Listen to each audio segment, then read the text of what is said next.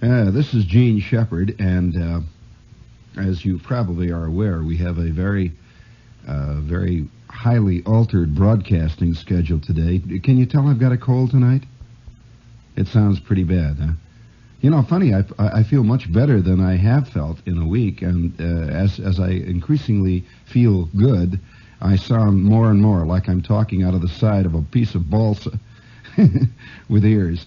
Well, anyway, I'll be here with a very uncertain schedule tonight because we are going to go back out, possibly at any moment, out to the airport, where Lester Smith, I believe, will be on hand to describe the takeoff, the aircraft leaving to go back to Rome with the Pope. You know, incidentally, all the talk I heard today on the air, and I watched the television broadcasts about this thing, and rightly, the reporters, of course, concentrated on the visiting personages and the UN and one thing and another, and I heard very little talk, though, about the peculiar atmosphere that was in New York today.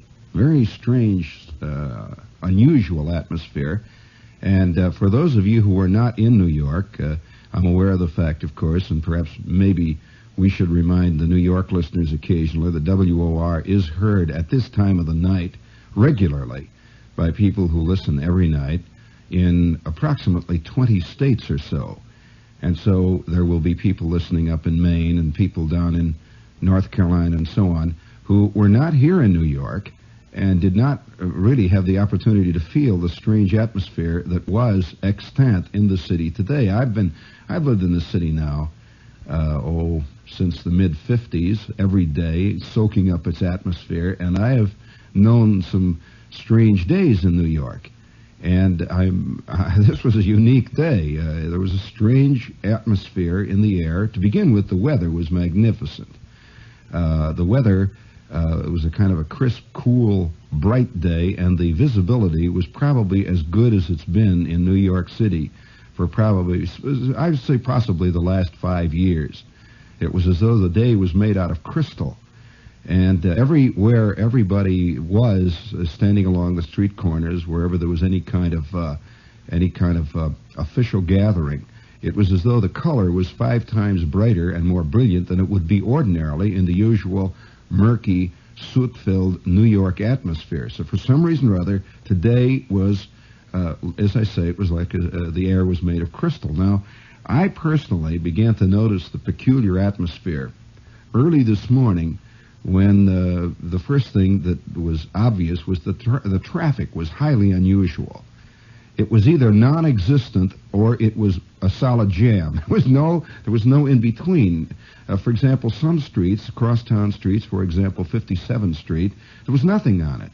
There were no cars. They had kept all the cars off certain areas of 57th Street, and people were walking back and forth. And we're standing near the corners all the time. I suppose waiting for glimpses of various official-type cars, not the Pope's, of course, because this was a highly publicized route. But there were other cars running around the city constantly that were not part of that official group, but nevertheless contained highly official people. For example, without any warning, I found myself standing next to an automobile that pulled up to a stoplight, and it stopped right in front of me. And I was trying to get across the street, and it was a big, long, black limousine, and I see in the limousine is Nelson Rockefeller. And, of course, Rockefeller is seen occasionally in New York, but there was this kind of a strange confrontation. There was Rockefeller, and I walked past the car, and I noticed 2 or 3 people on the sidewalk noticed that it was Rockefeller's car. And then that disappeared, and a couple of seconds later, another car came around the corner, obviously not connected with Rockefeller, and this car had Bobby Kennedy in it, and they were going in another direction. These were 2 political rivals, but nevertheless, it was as though almost any place you look today, you're liable to see almost anything. Well, I didn't think in terms of seeing the Pope. You know, it's a curious thing about when some big event happens of this sort. I have the kind of mind that generally says, well, I'd never get near it anyway, and I always see on television 47 million people at Yankee Stadium, and I wonder how they got in, and that's the end of it. And I never get tickets to first nights or anything like that. That's something that the official people are involved in. And so I didn't think anything about it, and I got on a bus, and I went down 2nd Avenue.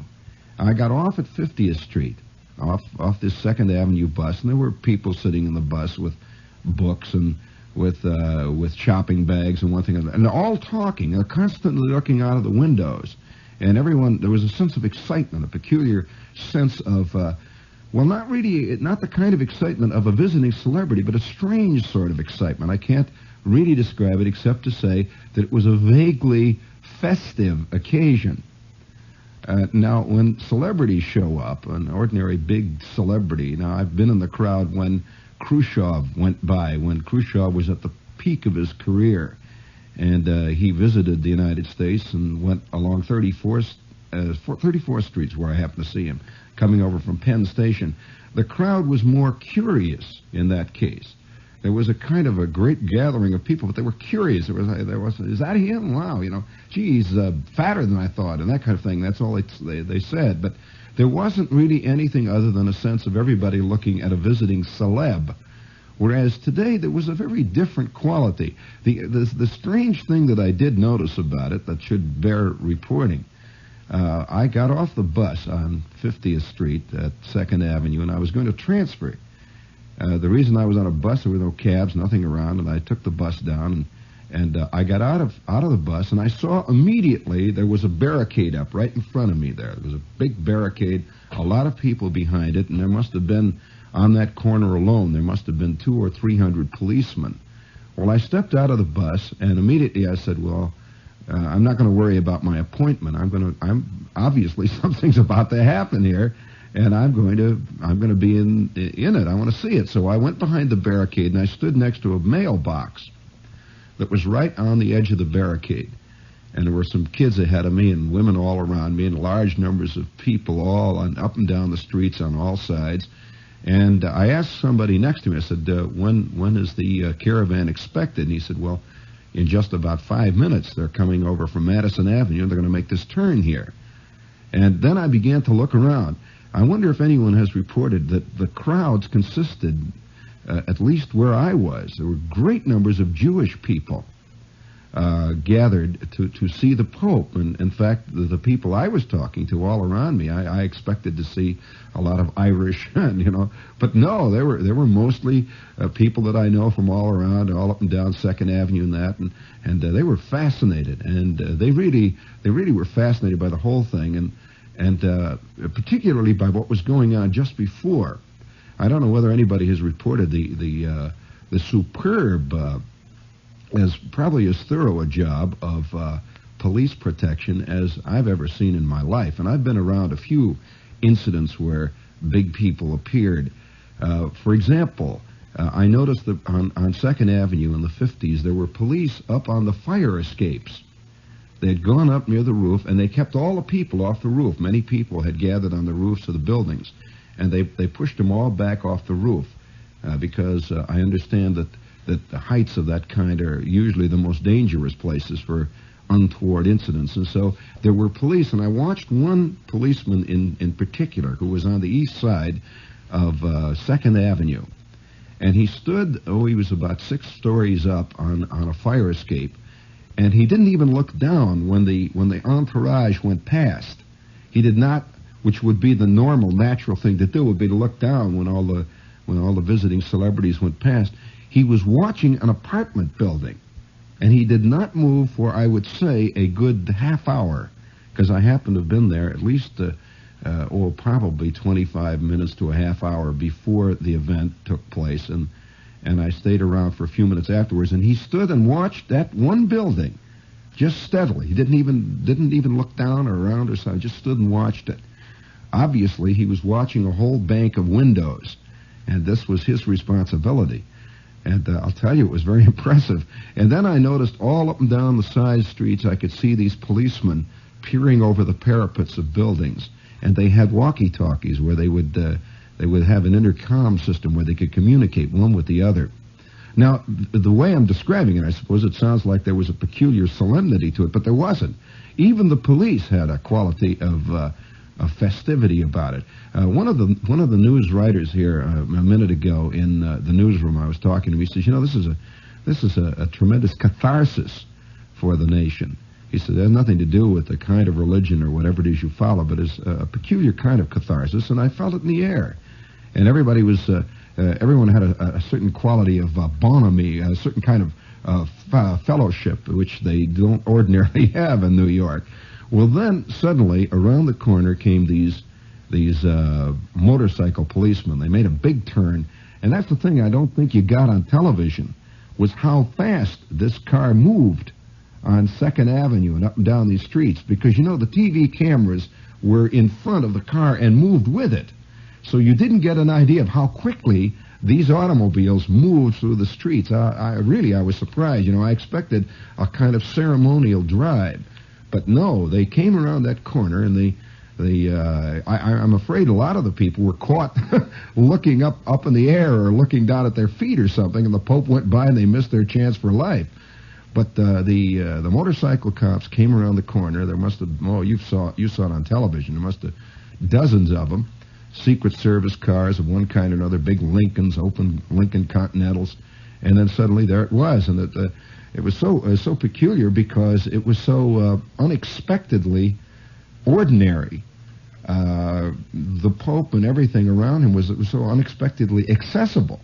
There they were. There was just this big car and the Pope, and I believe it was Cardinal Spellman sitting with him, and they were looking out of the window. Everybody was waving. Immediately they all started to cheer. I could hear people cheering up in the buildings, and the kids next to me and the man next to me was cheering and waving, and the Pope was waving at him when he went by, and the people looked there for a moment, and it was gone.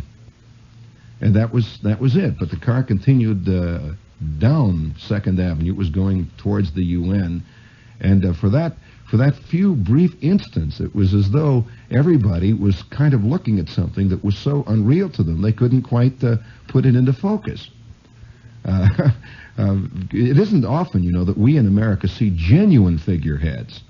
Now, I'm talking about a genuine figurehead where the office of the man far transcends the individual himself, and he himself merely represents something that is far different from the human corporeal body that he represents himself, you see.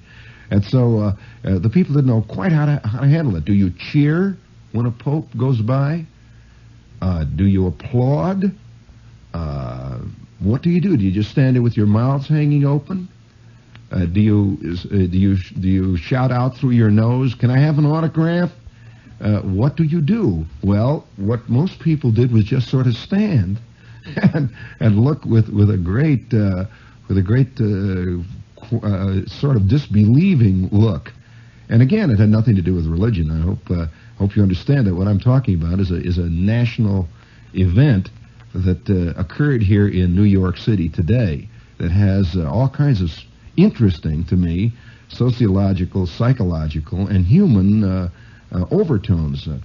Speaking of overtones, this is WOR AM and FM New York. This is Gene Shepard, and we'll be here until we pick up Les Smith out at the airport. And while we're doing that, I have a few commercials. Hit the button in there. We're out here at Yankee Stadium with the 2,500-year-old brewmaster, and it's halftime in a very exciting game. Sir, how did football come about? Well, actually, football started about 1,200 years ago, and what is there in a football game? It's 11 men on a side, right? That's right. Right. Well, 1,200 years ago, there was, maybe 200, 300,000 men on a side. The game wasn't exactly called football at that time. It was called war. So originally, what we know as football was a real battle. Oh, yes. Football is actually war scaled down to a puny effort for money. Well, that's fascinating, and I could use a little refreshment, couldn't you? Well, why don't we have a nice, cold Ballantine Beer? There's more Spirit to it. Right. And you pay. If you want to start living a life that's livelier, live it with spirit. Ballantine Beer. There's more spirit to it. Of all the Ballantine commercials that they have to schedule, they schedule that one. Did you hear the opening lines of it? Oh my! So if anybody says, "Gee, did you hear that great in-joke that Shepard had on his show the night the Pope was here. Well, that was totally accidental. But speaking of Yankee Stadium, one of the most unusual lines, which I think bears repeating, is the line that the commentator made when the broadcast was coming from Yankee Stadium. And he said, the Pope now turns towards home plate. He raises his hands in benediction. And I thought, well, boy, only in America would such a line be heard. The Pope turns towards home plate and waves at the crowds, and the benediction is given.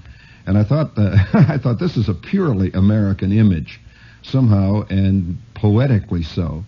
But while on the subject of commercials, let's get them out of the way so that we can get them all in one clump here, and then we can continue until lesser. I've got some other things that I would like to talk about in respect to this visit.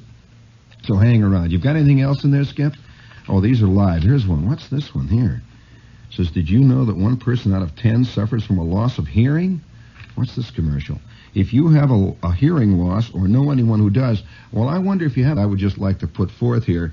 Anyway, it says, Otarian, a leader in the hearing aid field, has helped people since the 30s, and they are offering free a helpful booklet, 10 listening exercises, written by the international known speech and hearing therapist Thomas Broderick. And if you'd like to get this 10 easy-to-learn listening exercises, write hearing on a card and mail it to, let's see, who can you mail it to? Mail it to, hearing. Mail it to Barry Farber in care of WOR, New York 18, okay? Hearing, all right? And let's see. Well, I don't know. I guess if you have a hearing problem, you wouldn't be hearing me anyway, so it doesn't make any difference who you write down. While we're on the subject of commercials, we'll get a few of these others out of the way. Here's one on a special event. It says, on Wednesday, the internationally acclaimed motion picture The Hill, starring Sean Connery, will have its American premiere at the Sutton Theater. And there's about 25 quotes from magazines all over the world about what a great movie it is. I'm not familiar with it. I've heard of it. I will not personally recommend it because I don't know. I haven't seen it. But nevertheless, The Hill opens Wednesday. Let's see. At the Sutton Theater, Metro-Goldwyn-Mayer and Seven Arts presents The Hill, starring Sean Connery. And that's Wednesday at the Sutton. And speaking of commercials, we have a brand new one tonight, and this is one that I personally am going to recommend, and I mean in spades. If you've never heard of KLH equipment, I don't know what to say to you. I can only tell you this, that KLH makes probably some of the most advanced and certainly some of the most inexpensive, high-quality, high-fidelity equipment turned out anywhere in the world. And I saw a little ad, it showed Sammy Davis Jr., and he said that he thought that KLH was an airline. And I can tell you this, that if you are interested in truly superb hi-fi, the modular system. Now, this system really is, in many ways, far more practical for most people than the component system, where you bring together various components and hope you come up with a good system. But KLH makes one of the most advanced multiplex FM tuners on the market today. They make a superb turntable. But more than that, their amplifiers and their speaker systems, I think, are second to none in their price range. And I would suggest that you find out before, if you're planning any hi-fi before Christmas, look up the KLH line. And I would like to recommend the Electronic Workshop. They handle the entire KLH system. You can see them there. Nobody pressures you there. These are unconditionally guaranteed for 2 years.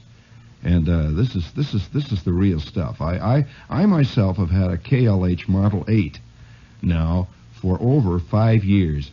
It's an FM tuner and speaker system, and it has not once given me a second's trouble. Beautiful equipment.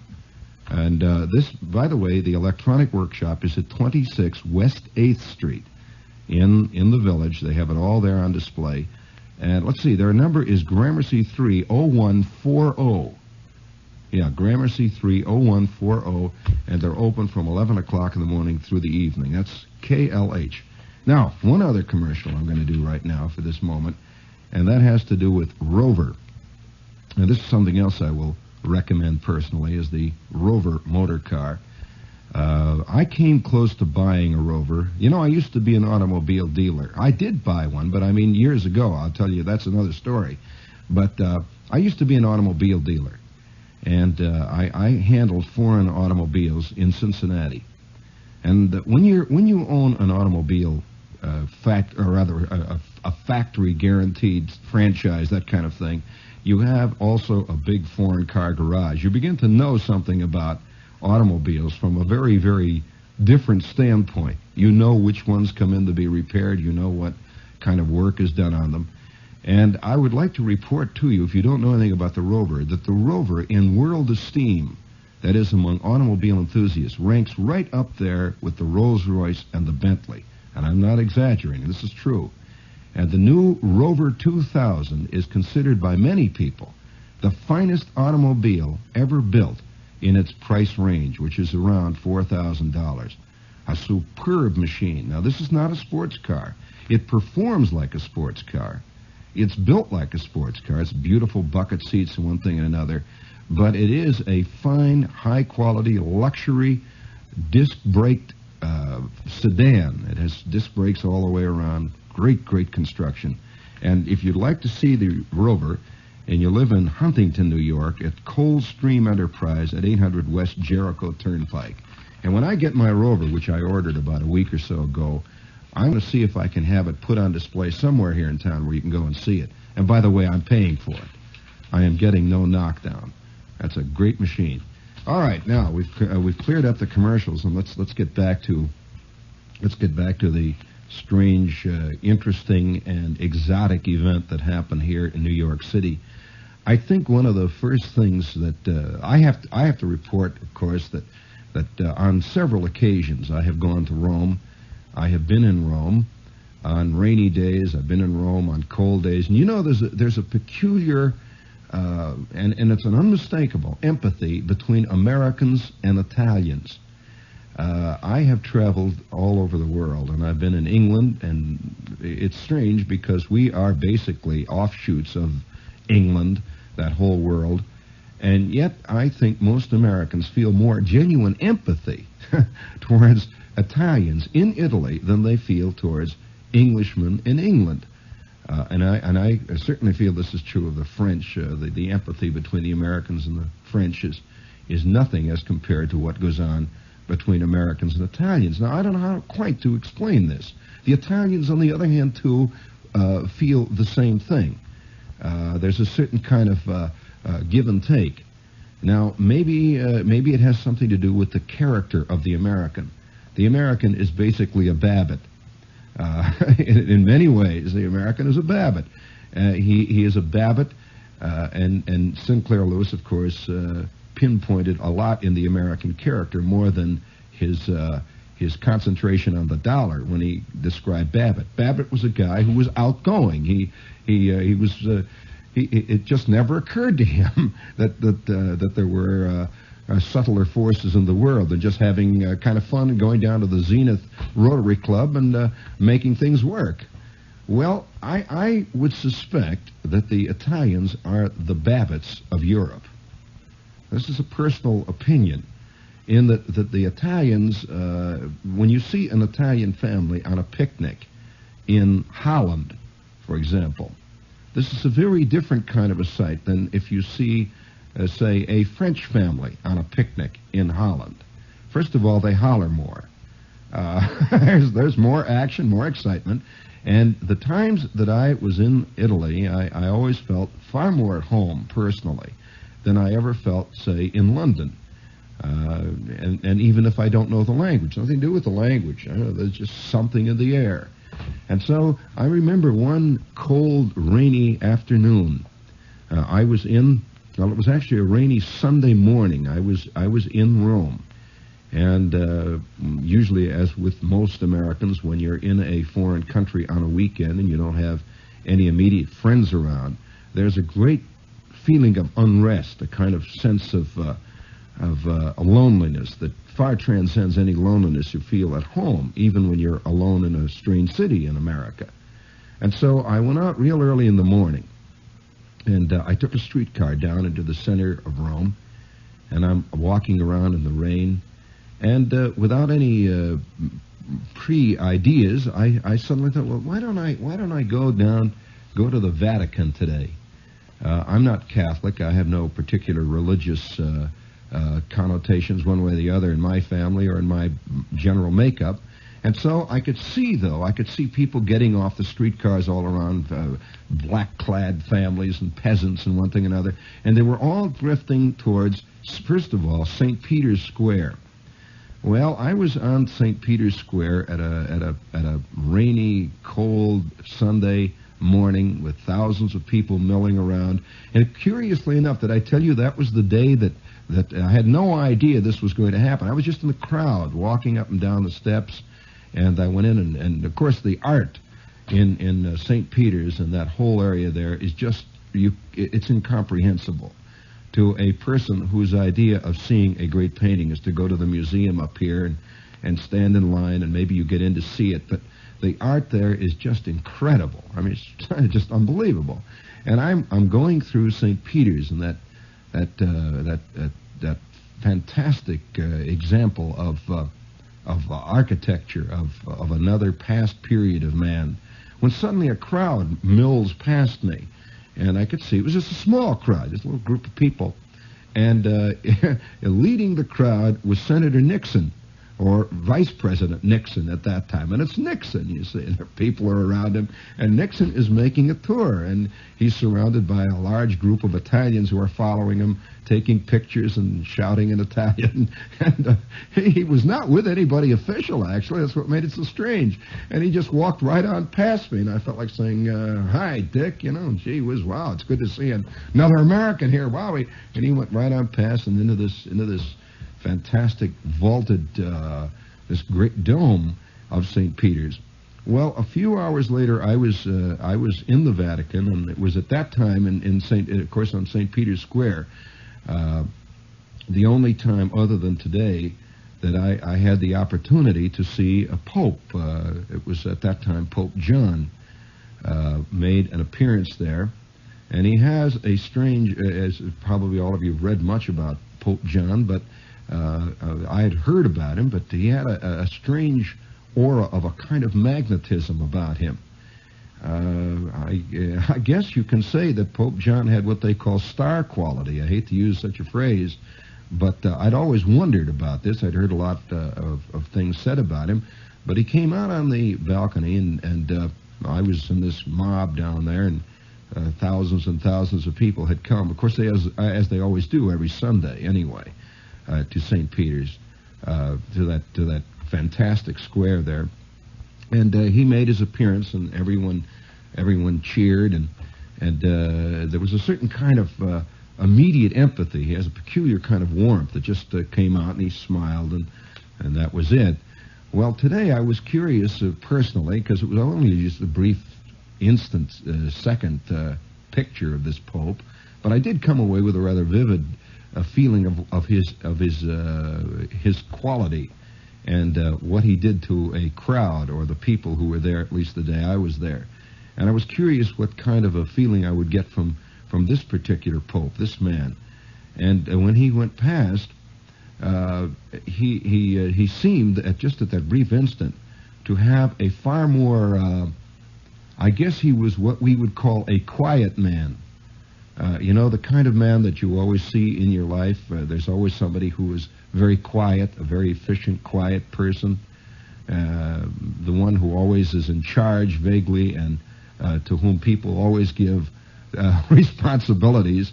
And he's very, very quiet and very solid, extremely solid, but very quiet, uneffusive. And that's the feeling I had, just quiet, just going past. And again, watching him on television, I had the same feeling too. But that strange afternoon on 2nd Avenue, I will remember for some time, because it was as though suddenly, for some reason, and I don't think it had anything to do really with basic religious values one way or the other. For some reason or other, there was a different atmosphere and attitude in New York City. Maybe a kind of excitement. Americans are remote, by and large, from the great world that they read about in newspapers. Europeans are used to this sort of thing. Europeans are used to visiting great heads of state. Pomp and circumstance and panoply are things which the average European takes in his stride because he knows it. He's been there. This is what his world is made of. Americans just aren't used to this. Our idea of pomp, of course, is to go to perhaps a political meeting. We go and we can see John Lindsay in the flesh up there, and of course Lindsay's doing everything he can to be one of the people and to be just like you.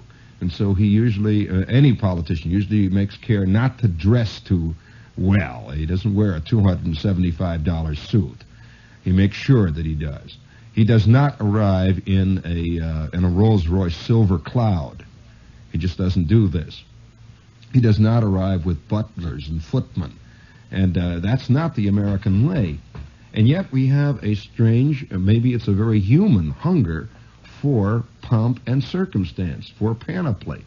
And whenever we run into it, whenever we see it, we are immediately put into a great tizzy of awe. I mean, people are fascinated. And so when the Pope went by dressed in his robes, too bad, did we broadcast it in color? Well, if you had a color television set, you probably saw some of it, but when the Pope went by in his robes on 2nd Avenue, you knew something important was there. I mean, the color and the general combination of robes and richness and stance and attitude, that there was no question about it. Americans were suddenly aware, at least the people along that route, that there was a big world out there, and that there were some gigantic forces that they knew very little about, and that they were suddenly made aware of the fact that they were part of that big world. You know, we've been traditionally isolationist, and we kind of feel, and most Americans sort of feel, that the rest of the world better do what America wants, because America knows best. We also feel, basically, that the world consists of America, with all the rest of that stuff hooked on. And generally it's a drag that they are, you know. That's quite true. You go to these other countries, you find that the attitude of many Americans is that these other countries were put there for Americans to travel to and to buy souvenirs from. That's why they've got this thing called Bangkok out there. And so watching the Pope go by, I'm sure many Americans in that group that were standing around me, whose only knowledge of the world comes from watching television, and that's sort of a big show. Television is like everything is on 16-millimeter film, and Walter Cronkite is sort of there to tell you about the world, and that's what the world really is. TV shows, one thing and another. I wonder how much our mass communications have confused our basic sense of reality rather than have sharpened it. I just wonder about this. I wonder how many people confuse the Pope, let's say, with a movie star. This is a common confusion because it's easy enough when you live in a world of practically total 100% mass communication, radio, television, records, movies, plays, night after night, day after day. You begin to confuse the world with a kind of plot, a kind of a story written by somebody, something that isn't really real, but is part of that great world that Walter Cronkite comes on every night about, or David and Chester talk about occasionally. Well, all of a sudden, they're on the what is it, Chet? His name is Chester, I'm afraid. I refuse to call him Chet Huntley. I don't know him that well. To me, he's Chester. And so it's David and Chester every night talking about the world, and suddenly there it is going down 2nd Avenue, right there in front of you, and in all full color. And I mean spectacular color. And yes, and I mean spectacular color. And there is a sudden feeling that none of these clothes came from Bonds or from Corvettes, that this was something else again. And really, and you could just feel the hush go over the crowd, not because of a basic religious feeling, but a sudden realization, perhaps an unreal one, but nevertheless very definitely there, that, wow, there is a pope. They've been hearing about this. There is a real pope. And there he goes. And he's just waving. He's waving at the crowd, and everybody cheered, and he went right on down, and you could see the car glinting, and the people all craned and looked out and watched the car as it disappeared and made the turn towards the United Nations. And suddenly the United Nations became something more than just a place where you take people on a Sunday afternoon, visitors you don't know what to do with, and show them the General Assembly Hall. It was something a little bigger than that. Now, the attitude of the police, of course, were fascinating. The police, I was watching one old policeman. He was obviously a man not more than a year or two away from retirement. He was really an elderly patrolman. And he's all jowled and kind of paunchy, and he had his worn old blue uniform on, and he had his badge all shined up, and he's standing down there talking to a lot of little old ladies who had come out of a meat market there. And they all poured out to watch the Pope, and he's there, and he's telling them of other great events in history of which he was part of. And he was telling this old lady, he was asking her questions if she remembered the time, and he said, "Do you remember the time that President Roosevelt came down 2nd Avenue?" And the old lady had a strong accent. She said, "Yes, I remember that. I was over there." And he says, "Well, I was over here." And they were comparing great moments in history that they had seen in front of this meat market on 2nd Avenue. Well, I was trying to hear as much as I could. One of the greatest nutty kind of surrealistic images that I'll always carry away from this is one gnarled old campaigner standing to my right, a gnarled lady who had hat pins sticking out of her hair, and she was wearing a pair of worn tennis shoes, and she had that angry look of the lady who writes long letters to the Times. And she had this transistor radio, and up to her ear, you could hear the radio playing, and she's got that fervent look. The radio is playing at twice the volume it should have been, and who is coming out of it but this voice says, "Living should be fun. This is Dr. Carlton Fredericks, and what they're doing to your bread." Well, Dr. Fredericks was droning on angrily, and she was listening avidly. And I could not tell whether her fervent adoration was directed at the Pope or Dr. Fredericks, possibly both, and in equal measure. So it was that kind of a day here in New York City. And for those of you who missed this day and did not get a chance to come in, I can only commiserate with you, and not necessarily because you didn't get a chance to see the Pope. You may not have any of these religious beliefs, as I don't particularly, but it was a fantastic, fascinating event. And here we go now, is in just a few seconds. Are they going now to Lester Smith? Tell me when or if. I see where all kinds of guys